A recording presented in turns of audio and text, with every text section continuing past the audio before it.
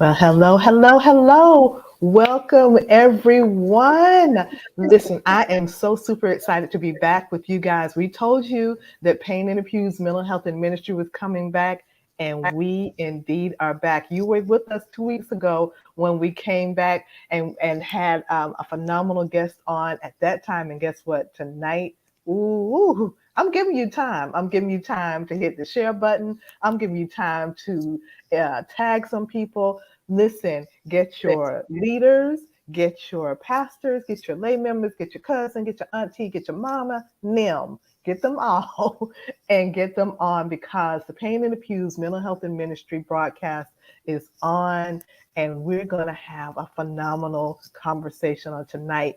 If you are new to Pain and Abuse, if you're new to Pain and Glory, let me introduce myself. I am Chelselia Cookie Payne. I am the founder of Pain and Glory Incorporated and the founder of this particular initiative that's a part of our nonprofit, which is Pain and Abuse Mental Health and Ministry, where it is our goal to bridge the gap between the mental health and faith communities, knowing that you can indeed have a prayer life and a therapist at the same time. So we want to be able to have these conversations where we are talking about what we weren't able to talk about back in the day. You know the expression, what goes on in this house stays in this house. Well, this house is open. We're talking, and we're having special guests that are coming in that not only give us meat and substance, but they have understanding, education, and they support us with resources, not just pie in the sky. I was trying to make it as nice as possible, which is awesome. An awesome segue into our topic on tonight and our special guest. So listen, guys. I'm giving you a moment as you're coming on in. Welcome. As you're coming in, welcome. Hit that share button. Go ahead and tag some people. Let them know that the Pain and Glory, Pain and Abuse Mental Health and Ministry broadcast is on. And we're going to be talking about context. Context matters. And listen, I could not be any happier to have with us our special guest, Reverend Margaret L. Conley. Margaret, thank you so much for being a part of this discussion. I'm happy to be here. Like, I have watched your show. I watched your work. So I am thoroughly honored to be on this side to have this discussion with you, and how your story has even blessed me. And I'm just grateful to be here this evening. Thank you so much. That means a lot, more than you know. It means a lot, especially because here's the thing.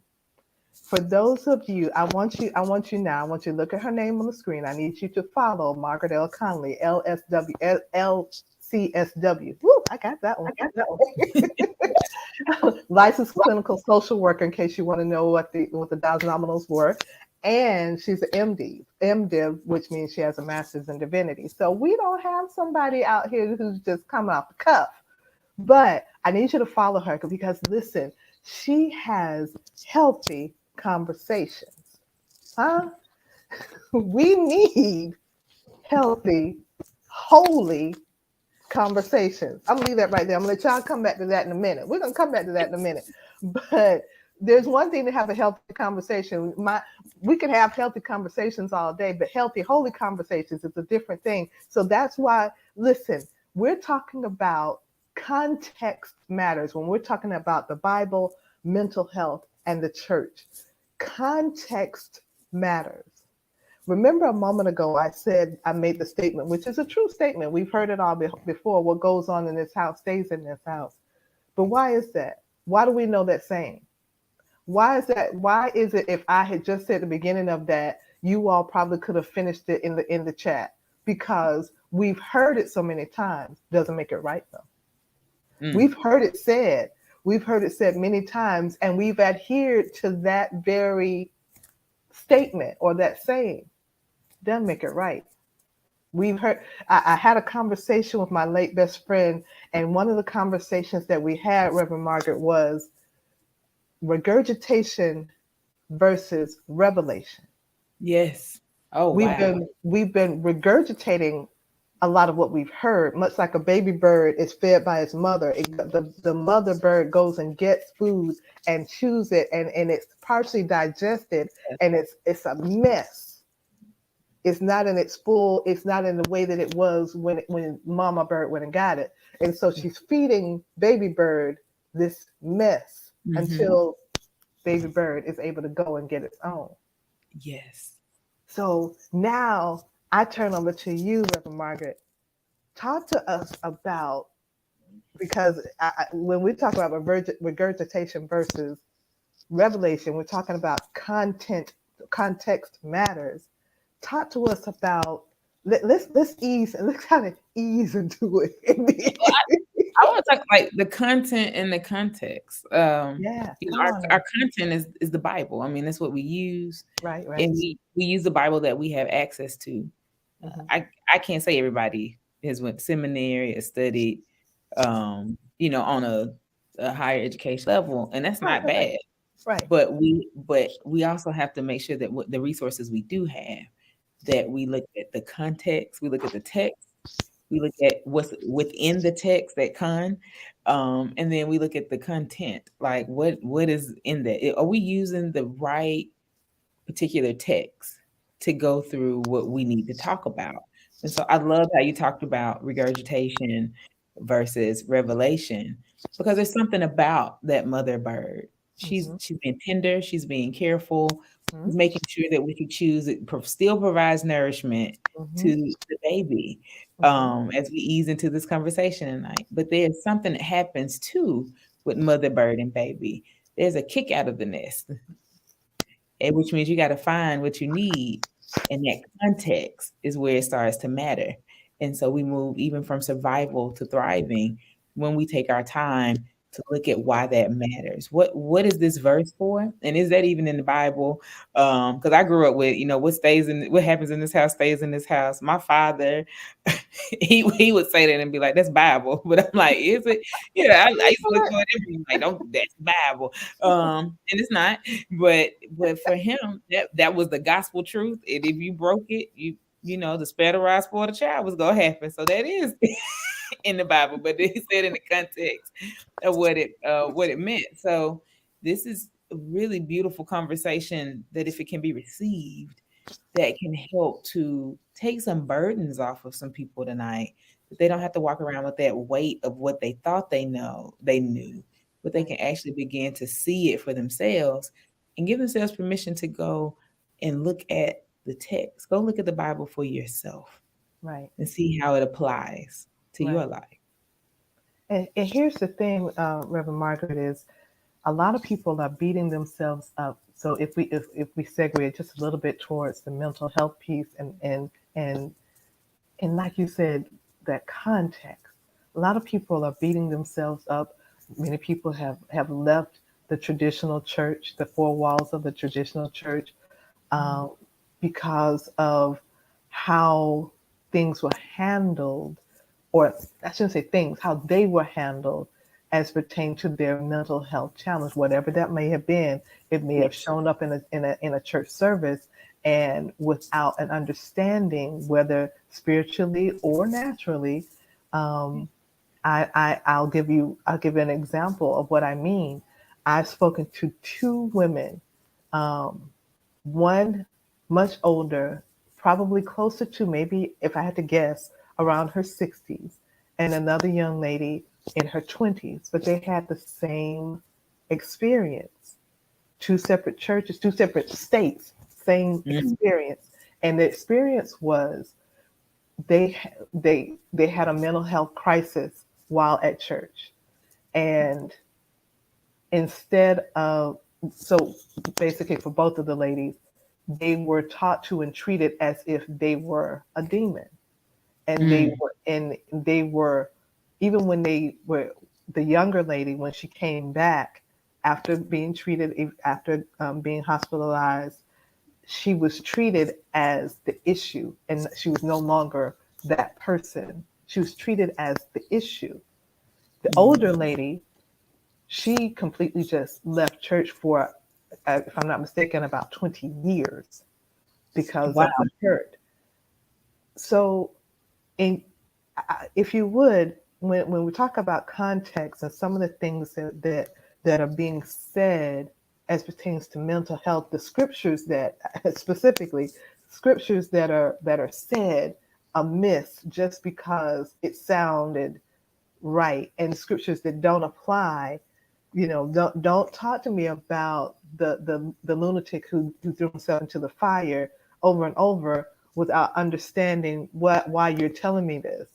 Yes. Don't tell a person that and where Margaret, you can pull me back in if I'm going left, but don't tell me to be anxious for nothing when I'm in a full blown panic attack.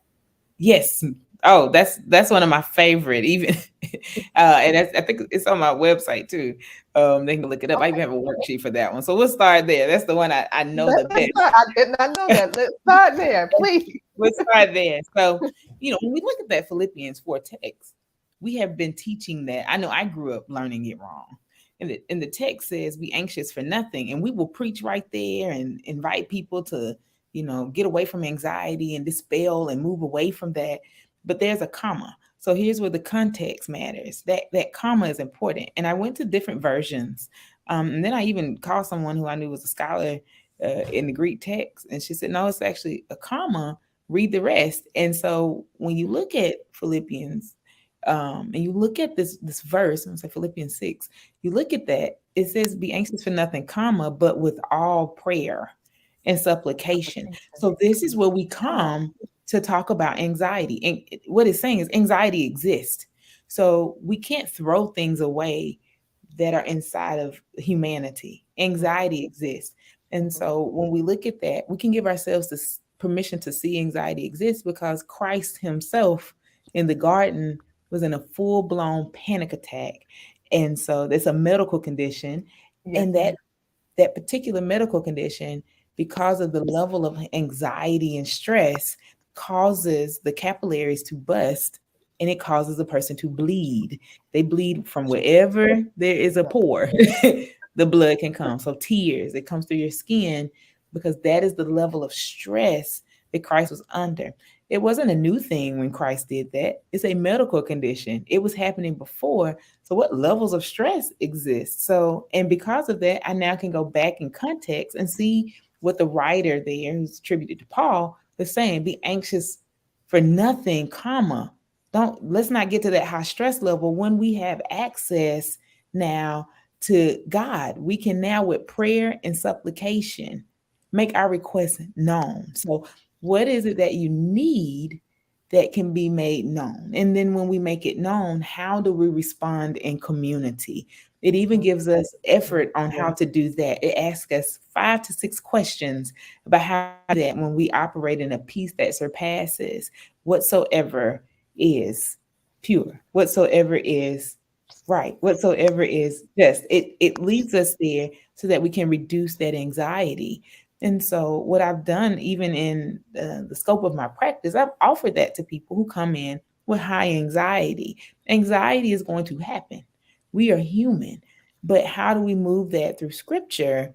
And we look at the mental health or the emotional wellness of an individual inside of the church. And so, how we do that is anxiety is going to happen. Pastors, leaders, you're watching, take a breath, breathe,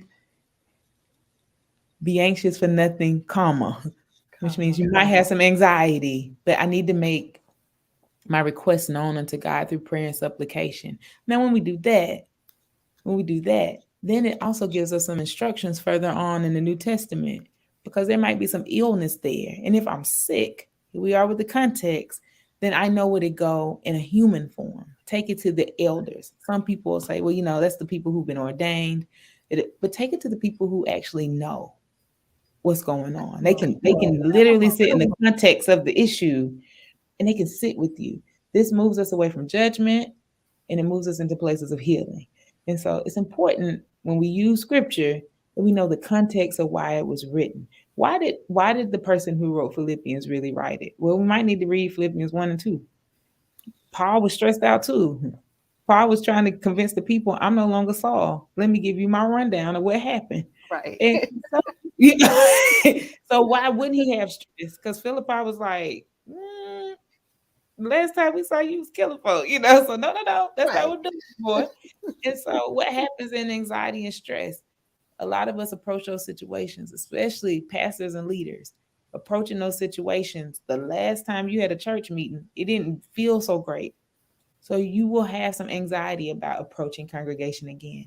You are not out of the will of God if you have anxiety. What moves you out of the will is if you decide to hold that anxiety and treat it as if it is nothing, Right. versus sitting in your humanity and saying, I have to give this to God. That's where it has to go. And then I have to access what I need to have that peace that surpasses. I love that when you said accessing your humanity. It made me think about, and I know you've heard this preached many a time, especially I'll tell you when this is preached. This is usually preached around Pastor's Appreciation when Elijah passes on his mantle to Elisha. All well and good. I'm not even going to get into what Elijah dealt with the whole juniper tree. I'm not going to get into that. But what I will discuss is the message when we're talking about how Elijah passed on his mantle. He told Elisha, if you're here when I leave, then out the mantle will pass on. Fine, that's all well and good. But if you keep on reading down, as Elisha is now operating in ministry, these children are mocking him. Mm-hmm. This same person who is now grieving his leader, who has not had the time to really grieve because he had to take up the mantle. He was the successor in ministry. He didn't really have time to grieve. We don't hear about how Elijah passed down a whole mantle, and with that mantle came other things, right? There's some things that will pass on. So here Elisha is, and these children are mocking him. They're calling him, hey Baldy, hey Baldy.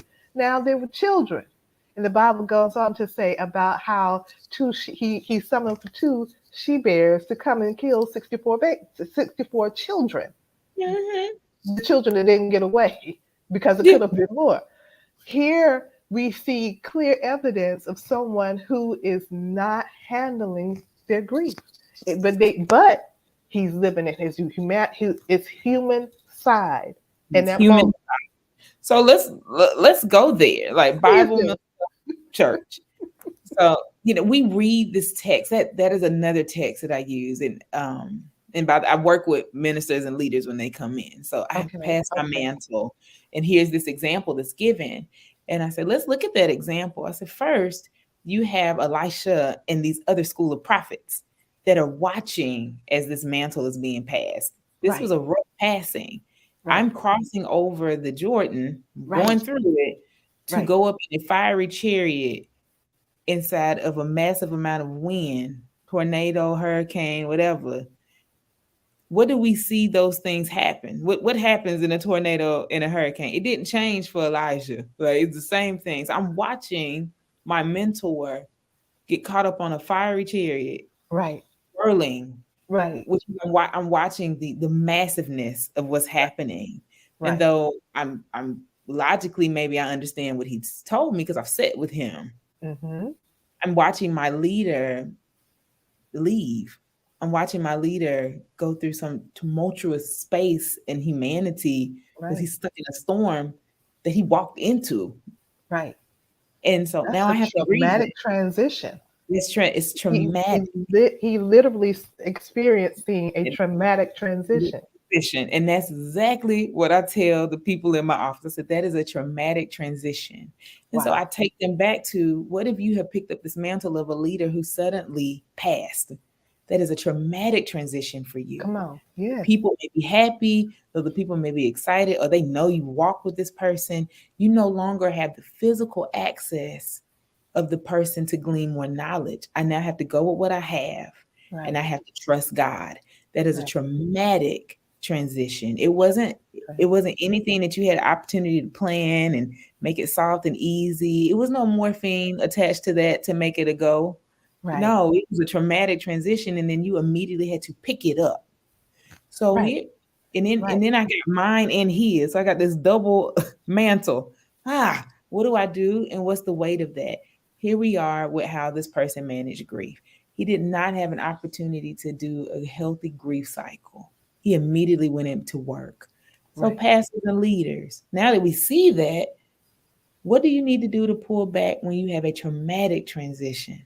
Wow. Like the glitz and the glam, the pomp and circumstance, the getting the robe, the oil, the installation. Some people go through their confirmation and affirmation even into the apostolic when all of this happens. That's weighty.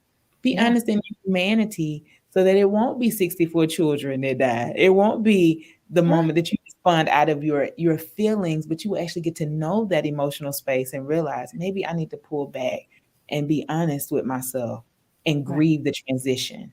And so, talking even in the physical depth, some of us grieve, have traumatic transition, even when we just take the pulpit. Come This on is a here.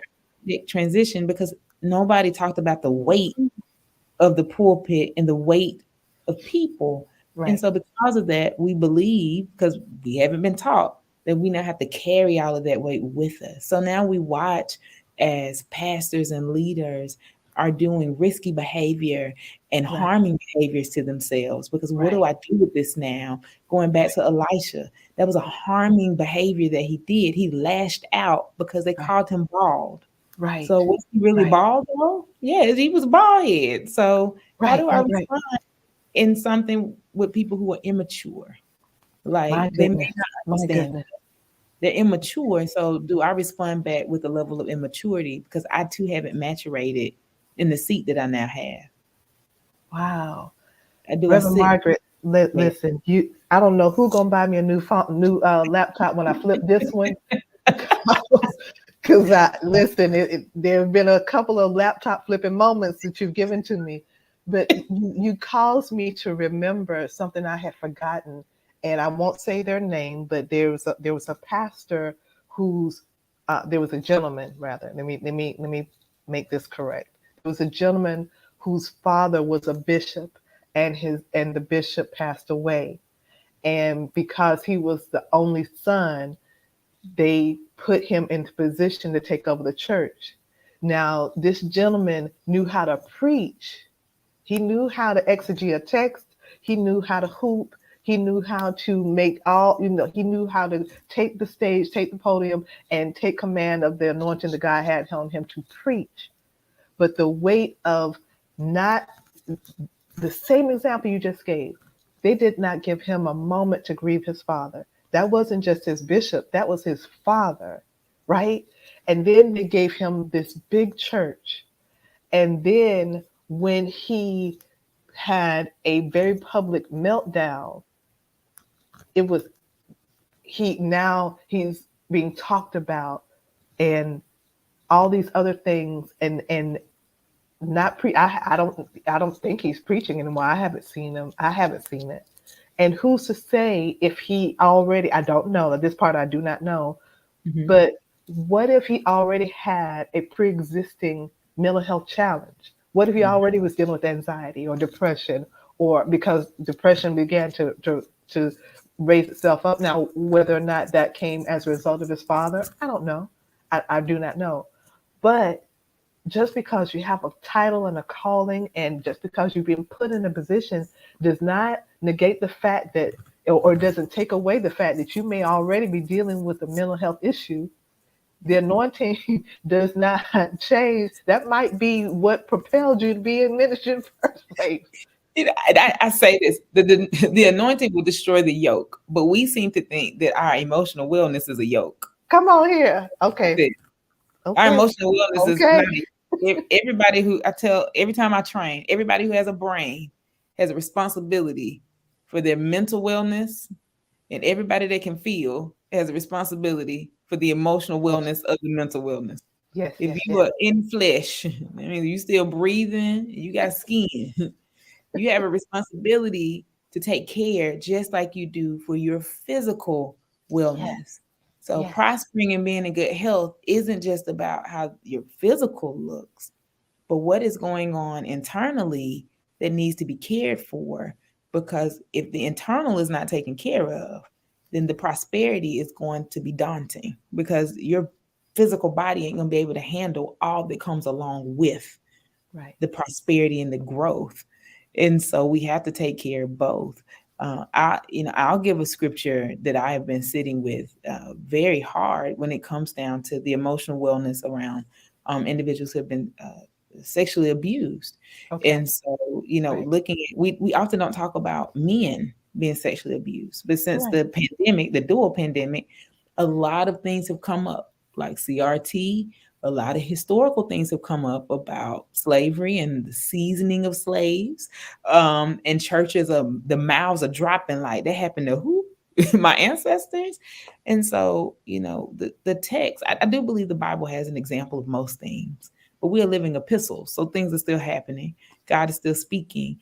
But in this particular text of Genesis 9, it gives space for us to talk about how men and families can violate the elders, however you want to take the violation. But there's a space where we can talk about that and how it's wrong. For some strange reason, Black men of color, they don't think that violation, whether sexual, physical, mental, is something that they should be able to carry that. But it's not true.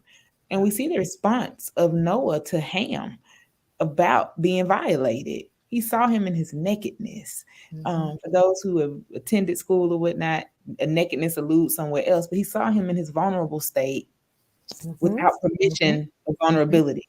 Mm-hmm. There is two things that allude there for your emotional wellness. One, vulnerability has a permission slip.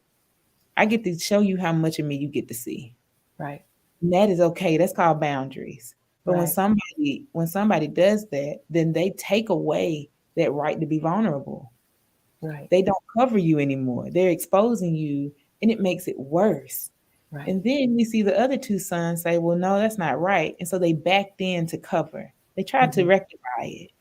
But that person is still angry. Noah woke up angry, mad, and started throwing out curses. Sounds like Elisha story. Just start throwing out, kill the kids. Right. No, Right. no, and that pain emotionally didn't hit Ham. If y'all go read the text, it hit his son, His. the generations to come. And so Right. here's this permission to take care of our vulnerable spaces and our vulnerability. What weight was on Noah that he had to go plant a vineyard, make some wine, and get drunk? You know what the weight was? I am charged with populating the entire earth, me and my sons. That's a huge weight. So again, Huge. leaders, Huge. pastors, you have this huge weight on you and you think that you cannot be vulnerable. No, it's finding safety in vulnerability. Who will really cover me and take care of me so that I have permission to take care of my emotional wellness as well Right. as my physical wellness? Because I want my spaces to thrive. We find that Noah had a hard time thriving. Difficult when your son violated you in a space that should have been covered. And so I know sometimes, and I say that for emotion because we got to remember what leadership we have around us as Right. leaders, what Right. people we have, who are we calling sons and daughters? Right. That's in the text, and how are they managing and walking with us? Right. And sometimes we miss that because, again, just as you alluded to, Cookie, we just want to hand stuff off to people and say they can handle it. Right. But I don't know if Ham handled what was going on. He didn't actually. He announced that he didn't handle it. I violated my dad. He came out of the tent and said, I saw him in his nakedness. He didn't Right. handle it. So Right. how do we do that with emotional wellness, taking care of our mental health? The context matters. See who is able to handle and be present in the weight of something, because that's a big thing. So, and I said that because often we don't talk about black males. I have a friend, a dear friend I do Bible study with, and he said, "You really care about black men?" I said, "Well, because we don't talk about them, and they is mostly still black men in the pulpit, and they believe they're supposed to carry the weight of people. That's not what it says. That's not the offering that we have in Psalms, nor is it the offering that we have in the New Testament in First Peter. Cast is what it says. So Cast. something you said a moment ago. Yeah. Listen, I have already made up in my mind. I'm just going to just buy a new laptop because it's a ultra wrap. But something you said a moment ago, and I heard a pastor say this just this week or last week rather, and they were talking about how so many leaders, so many church leaders, so many pastors are being held in their emotions by trying to son and daughter people that they should be shepherding, and they're trying to make the this one their spiritual daughter and this one their spiritual son, and because they're trying to create that family, and whether it is because they this is lacking in their own, or whether they've been taught that you're supposed to have sons and daughters in the ministry, in all actuality you're supposed to be shepherding. And so that's a weight on when your son or daughter leaves that ministry or leaves that church or is not behaving in the way that you think a son or daughter should, and now there's that anxiety, and there's that sadness and depression and that emotional wellness that is not being that is Yes. not being properly tended to, that Yeah. weight on their heart that is not properly being tended to, because instead of being the shepherd that is taking the hook and pulling the sheep and teaching and molding and grooming all the wonderful things that we attest to for being sheep and shepherd, now we daughter and son, which I get it. I think I get it. I get it because we've heard it so much in Yeah. church. We've heard it so much, that it just becomes a part of our vernacular. But then, if we think about this thing, that's a heavy weight that now you have so many sons and daughters, when really the commission is to go into the highways and hedges and to teach. heavy heavy weight to carry. I'll give you an example because your eyebrows went up and I really want to hear what you have to say. Yeah, I really want to hear this. I'll give you an example. I was listening to it was a Facebook Live, and this pastor had did kind of what we're doing now, talking about talking about church and church leaders and their emotional health. This was 2 years ago, maybe three now, and it was an impromptu. He just brought them on Facebook Live. Wasn't even planned or scheduled, nothing like that. Just a conversation. This gentleman said he's a pastor of a church, a large church, and he said, I realized, he said he was in the middle of a service, and he said he had hit that pocket, and he said he knew that he had hit the pocket of, he had the church in an uproar and everything was going great and the anointing was there. And he said that he knew he was holding the people longer than he needed to, because he did not want to leave that space to go home to that space. So he felt comfortable staying right there and just preaching his little heart out, because he felt comfortable in that space, because he didn't want to go home and deal with what he had to deal with at home. And he knew what he was doing. It wasn't like he was caught up in the Lord. No, he said, I knew what I was doing. But instead of me facing what my heart didn't want to deal with and my mind didn't want to deal with when I got home, I held the people spiritually hostage. Yes. And that's so I am so glad that you said that, because as I'm sitting, I'm thinking of First Thessalonians. It says, know those that labor among you. So know where you are in the context of where you are. You're Mhm. holding the people because you're not healthy. And so they need to know who labors among them too. That was a cry out from that individual. I'm belaboring you and you're gonna honor me because that is literally a usurper power. Like I'm draining you all because I don't have enough energy to go to what I need. Then I'm also thinking about in both Timothy's that offer that we manage to get our homes in order. I deal a lot with internal family systems. Internal family systems, like the external family, offers that we take care of our internal spaces, our parts, like what's inside. What are those thoughts? For the pastor, the person ministering, what needed to really be taken care of that was wounded, the congregation probably would never, no matter how long you held them, you're not bleeding on them. And so here's this offering to have your house in order.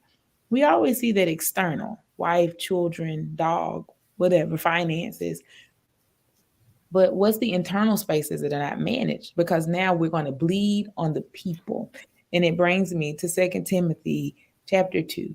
Get excited about study to show thyself approved, labor not be ashamed, workmen need not be ashamed, of that, not what he's Yeah. studying, Yeah. because we get to rightly divide the word of truth Right. when we do. Right. Mm-hmm. But move down through that text and you find what really happened on why the writer had to say that. Because there were two men out talking about something that had already happened, that if it wasn't, and people believed them. They belabored the people and it caused gangrene in their spirit. They started to rot because they were trusting. So here we are with emotional wellness. If I need to be seen that bad that I'm willing to cost someone else their life, then I probably need to pull back and see really what am I studying and then what am I proving to people, because Right. that's how much power I have. Right. That's how much power. And can I handle and manage this power? Right. And do I know who labors among me? And do I even know myself internally to know how I am laboring as Right. well? Because now I'm Right. taking on a characteristic that was not offered. We take on sons and daughters. And Paul said who his sons and daughters were. He's like a son to me. Mm-hmm. He is like a son to me. He Uh-huh. didn't take on everybody he encountered, but we have a lot of pastors, like you said, now, you're gonna be my son, you're gonna be my daughter, you're gonna come up. Well, really, if we go to Hebrews 13, it literally states to my brothers and sisters. Come on. And then it talks about discipline. Yes. And then it talks about what happens after that. Yes. And Yes. so it does not offer here for leadership to sit in a space of being the father, but it takes us back to God, who is Yes. that parent, who is that father, who is that mother, who Yes. disciplines. And it offers the discipline from the God space, Right. not from your office space. So give yourself some breath, because that may not be on you. If we go back to the text and see, the writer says to my brothers and sisters, this is why discipline happens. And God disciplines you because you are God's son and God's daughter, not you are the pastor's son and daughter. So I got to carry the weight of discipline. I got to carry the weight of your wrong. That Wow. is when we cast our cares, because God cares for us. There's nothing I can do with the weight that you'll see of pain, Yeah. except for sit in space and hold it with her. So now we just both holding it. Nothing I can do with it. Nothing. We just both hold Nothing. it. As Nothing. humans, we be able to hold each other because we are accountable to that. How am I Yeah. holding my brother and sister? On the Come other hand, on. I can't fix it. I cannot. And so when we walk in a space of parenting, we want to fix the boo-boos and bandage them up, Right. because that's how much we love our That's kids. exactly. But when we sit in a space where we're not supposed to be that for someone, we now cause a lack of maturation. So the wound doesn't heal, It does. the child doesn't grow and mature in the space they need to. And then when we throw something at them called responsibility, they don't know what to do with They it. don't know what to do with it. And here's this shatter of the emotional space for all the people to see. Wow. Oh my gosh. Reverend Margaret, listen, I don't know how you all in my business and care now. Well, and for those who tune in, thank you so much for tuning in. It's interesting. This is a God thing, because this is not like we've had a conversation and discussed in detail what we're discussing. But oh my gosh, this is such rich content. And if you're just joining us, thank you so much for tuning in. Listen, I'm hoping that you're receiving something rich from this. Let me just share with you. Let me switch the pendulum just a little bit, because because you'll see what I mean. Because my aunt is deceased now, but she was a bishop. And what I'm about to say is not. It was shared here on this platform, so I'm not sharing anything that wasn't public. So I want to make that clear in case someone wants to say, well, we shouldn't be saying this. No, my cousin came on and shared his own story. So my aunt passed away last beginning of last year. Um, and the pandemic has got my years so messed up. Yeah, beginning of last year. The Yeah. it's all one big date. And So before she passed away, she in her church, her son, her only son, my cousin, he began to what he did. She kind of was passing the torch on to him in ministry. Great, fine, but then his his teaching and teaching style different from hers. Perfect, fine, no problem there. The one thing he said during the broadcast, Reverend Margaret, and he and I had this conversation off camera and on camera, and which was, and actually, he even said this during her celebration of life. And here's what he said: he had two pictures of her at the service. He had a picture of her in her full clergy attire, and a picture of her in just regular clothes. He said, the picture of her in the clergy attire, I didn't like her. The picture Mm. of her being her regular self, in the regular clothes, not regular self, in her regular clothes, I loved her. My aunt, which I found out later, was had a diagnosed mental illness. Now I don't want to missay what it was, so I won't say what it was because I may get it wrong. But she had a diagnosed mental health disorder, right? In the pulpit, and that was a struggle. That was a struggle for my cousin and his mother, because she would be very the Bible, the Bible, the Bible, the Bible, the Bible, context right and wrong often. Sometimes very right and sometimes very wrong. And this is what the Bible said, but she would, and oftentimes would take some things literal that was actually not out of context. It's totally out of context, right? She had a medical incident that happened in the pulpit, a very serious medical incident that happened in the pulpit. I'll give you an example of what I mean by out of context. Mm-hmm. And she was unconscious. And there in the congregation was a nurse. And so the nurse came and administered aid to her. The nurse had on pants. When my aunt came to, my cousin said that she made a comment about her being in the pulpit with pants on. Not thinking about the fact that she just literally Saved her not life. just saved her life. Literally saved her life. And my cousin said that it was at that moment that he said, no, I don't, I can't do this. Whatever it is that you're doing, whatever kind of God that you serve that makes you feel that you can't accept this woman and believe that God sent her for it to help you. So there was a division there, and it was hurtful. And he still is running the church. He's still doing, what she asked him to do. But the dynamic of an actual son being having to carry the weight of I'm really your kid. I'm really your son, right?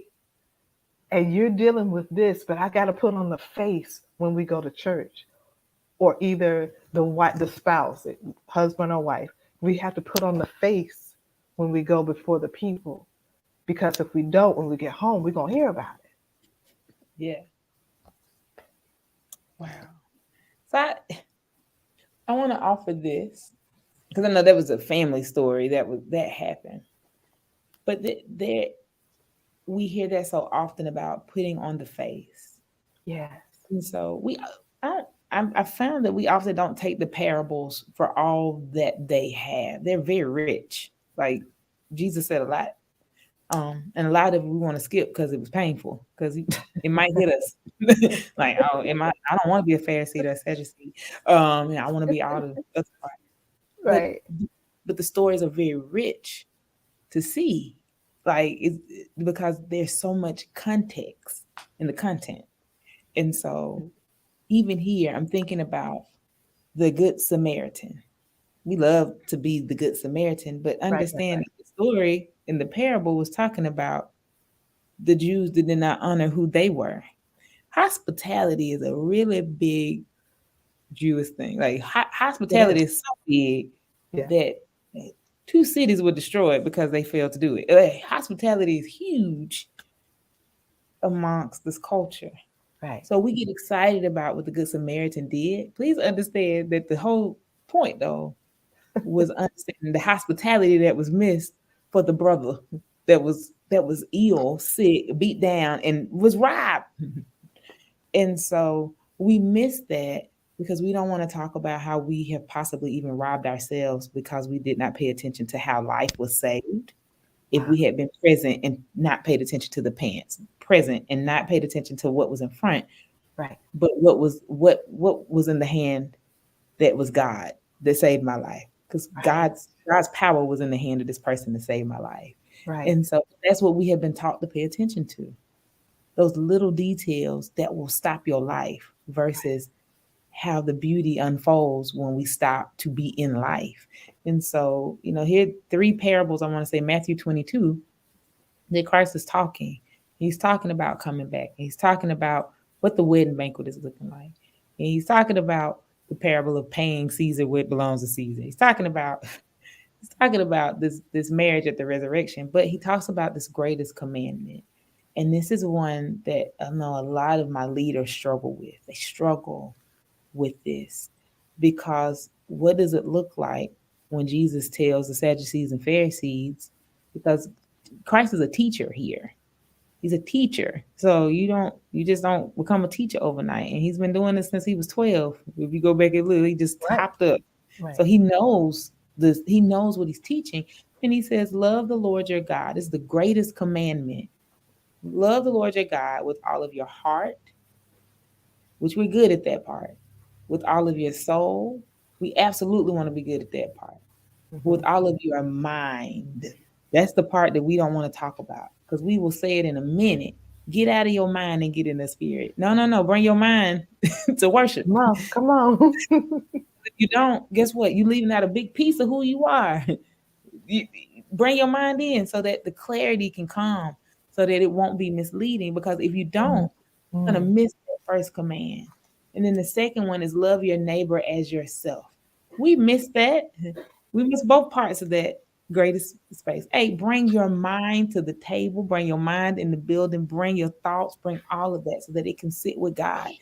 That worship moment isn't just so you can feel good, but it's healing in that. It is alignment with that. That is moving you back into the fruit of the spirit, the characteristics of the spirit to which you say you hold, and it's showing you how to sit in love with yourself so that you can take care of all the other things. It Right. shows you how to have boundaries. Right. Because Right. if I'm in love, if I have love inside of me, I'm going to have a boundary for others. I'm not hurting people when I say no. I'm Right. literally setting a boundary because I cannot manage what you're asking me to do.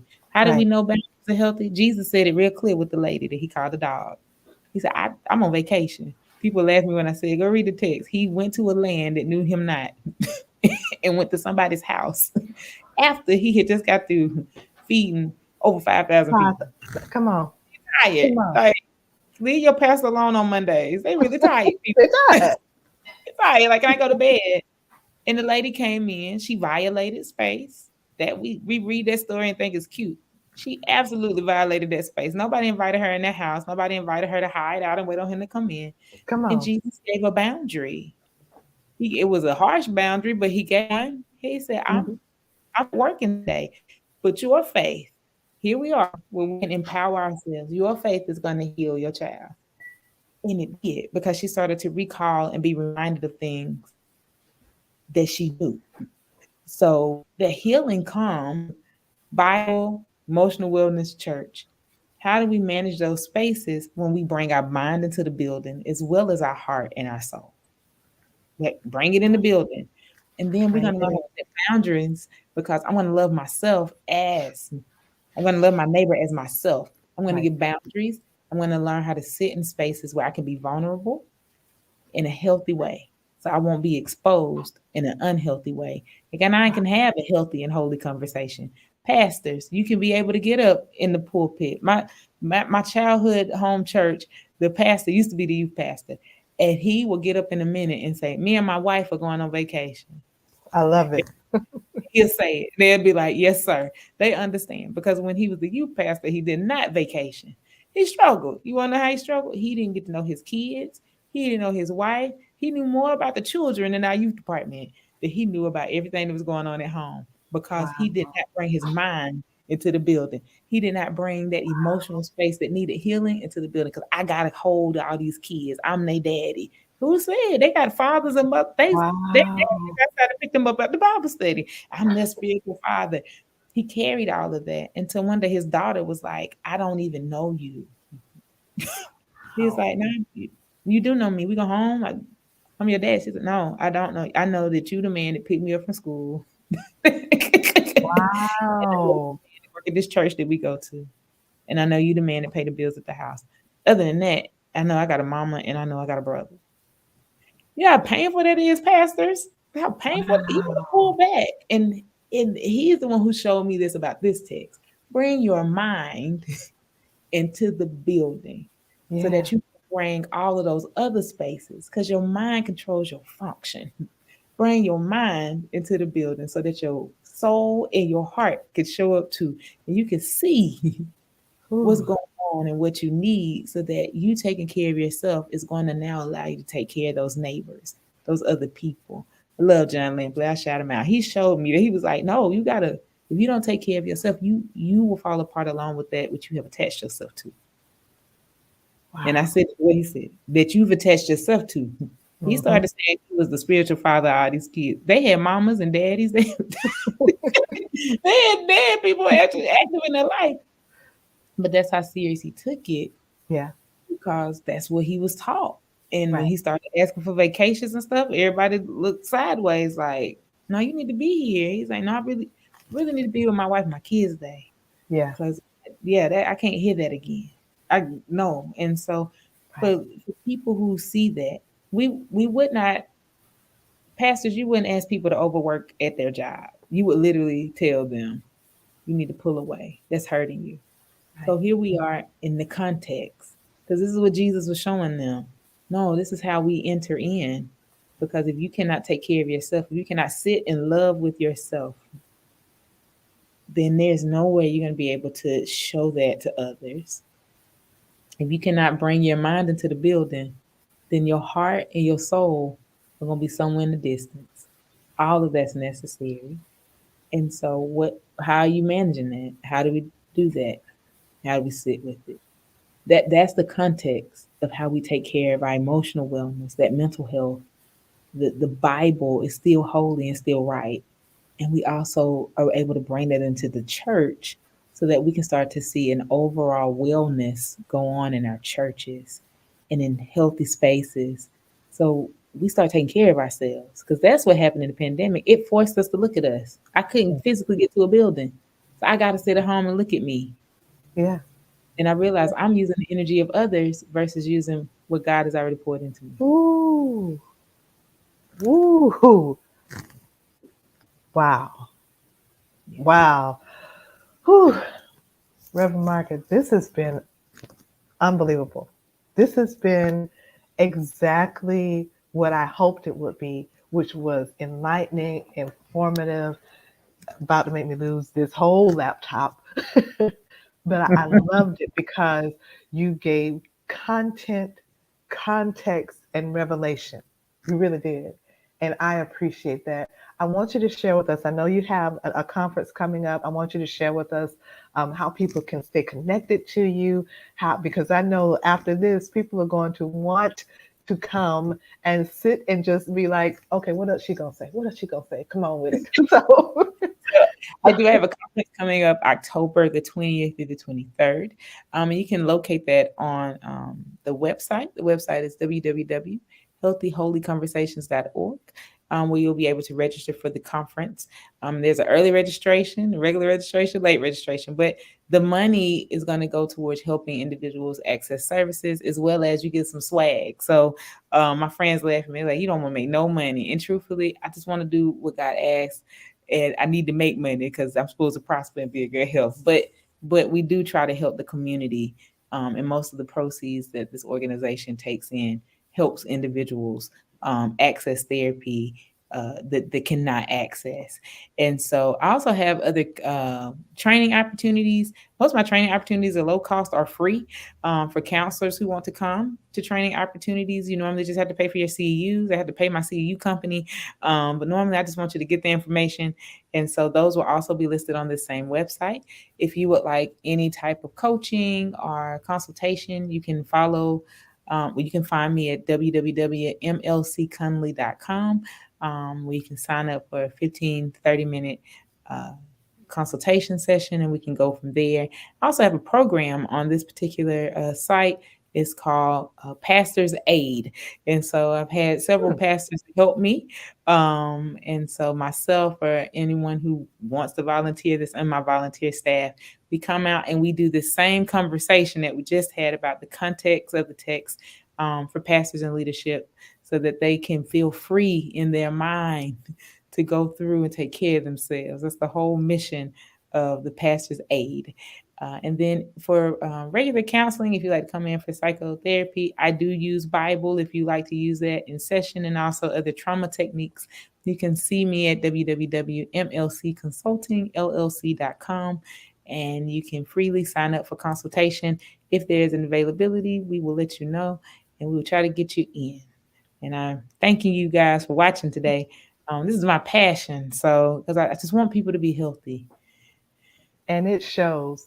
Listen, it shows. I want to, again, so if you missed how to register for her upcoming conference, here it is on the screen once again for you to get that. I need you to get this, healthyholyconversations.org.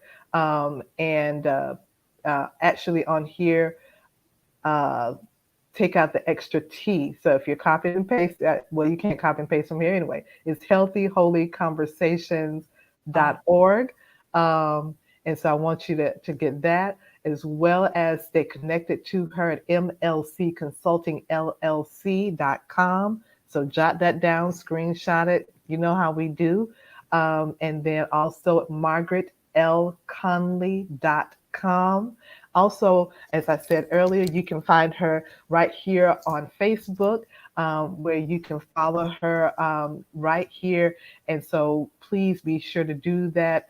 I'm telling you, Margaret, you have been the fresh air, the breath of fresh air that my soul needed. And I'm sure that those who are watching us right now need. I'm telling you, this is the perfect way to start off Mental Health Awareness Month. Today, I'm telling you, you've done it. You've done it, my dear. You've done it. Thank you. Thank you. Thank you. Thank you all. Again, I'm honored to be on your show. You've watched, I put out a personal testimony. Your work around domestic violence, and just how you talk about pain and abuse. My mother's a domestic violence survivor. I am too. And I'm always grateful to Dr. Brian Jones for telling me about you. And I just started watching and listening. I said, oh, okay. And it helped both my mother and I through some challenges that we were having. And my father passed away last year, but your work really helped me to ease into that grief, based upon things that had happened. And also my mom, because I took your words and I gave them to my mom. I was like, hey, we can be free. We don't have to sit in the pain of what happened. And so I want to thank you for this platform and how you bless souls and how you touch the world. Thank you. Thank you so much. Well, to God be the glory. It's just called pain and glory for a reason. We give God all the glory. And so thank you. And I'm appreciative. Not today. I'm appreciative for that. So guys, listen, be sure on Monday nights, check us out. Pain in the Pews Mental Health and Ministry is back, and you do not want to miss the entire month of May. We are really bringing you content as it pertains to mental health and listen and context. Come on now. And so we're going to have context with our content. And so you can't, it's just like having a bland cup of coffee. You got to have, you know. I need the coffee to be what I need it to be. I need to be what I need to be. So listen, thank you all again for being with us on tonight. Join us on next week and the entire month of May, where we will be engaging in even more conversations. This definitely, literally was a healthy, holy conversation. So again, Reverend Margaret, thank you so much. I cannot say thank you enough. Listen, you guys, we'll see you soon. Continue to be blessed. Continue to follow us as we follow Christ. Talk to you soon.